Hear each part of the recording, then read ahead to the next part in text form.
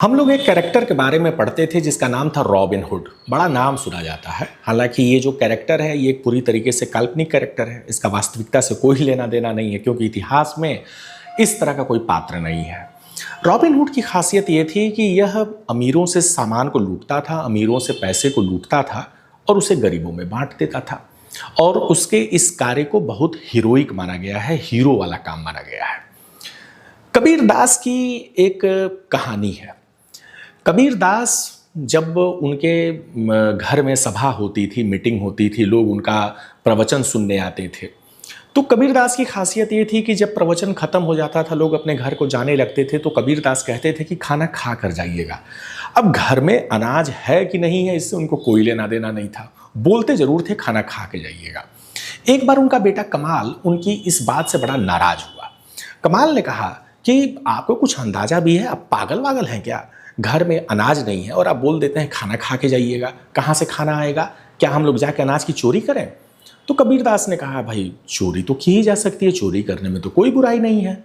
कमाल ने कहा अच्छा, चोरी करने में कोई बुराई नहीं है, तो चलिए आज रात में 12 बजे हम लोग चलते हैं और अपने गांव के सेठ के यहाँ अनाज की चोरी करते हैं। कबीर दास ने कहा ठीक है, मैं भी चलूंगा तुम्हारे साथ, कोई दिक्कत नहीं है। कमाल को लगा कि कबीर दास ऐसे ही बोल रहे हैं, ये चोरी करने थोड़े जाएंगे। रात में 12 बजे कमाल उठा और कबीर को जगाया। कबीर जग गए। हाँ चलो चलो चलो चलते हैं, चोरी करते हैं। कमाल को लगा बड़ा अजीब बिहेव कर रहे हैं कबीर दास चोरी कैसे कर सकते हैं? लेकिन कबीर दास कमाल के साथ साथ चले गए चोरी करने। एकदम सेठ के घर के पास तक पहुंच गए। कमाल ने कहा कि आप श्योर है ना कि चोरी करनी है? ऐसा तो नहीं कि आप मुकर जाएंगे चोरी करने से?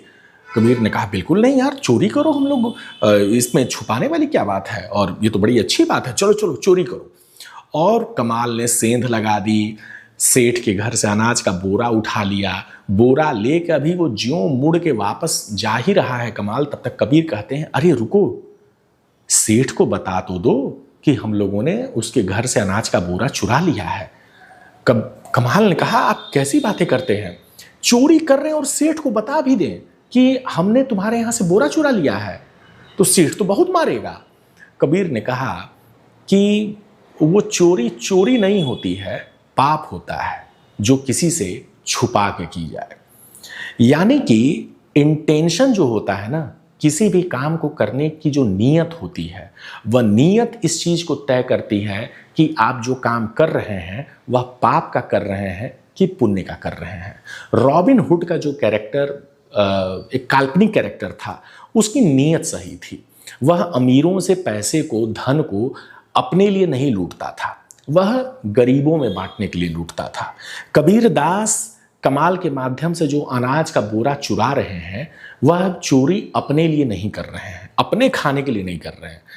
प्रवचन सुनने लोग आते हैं, उनको खिला देना है, उनको बांट देना है, और इस चोरी को खुल के स्वीकार करना है कि हाँ मैंने चुराया। यहां तक कि सेठ को भी बताना कि देखो मैंने तुम्हारे घर से बोरा चुराया है।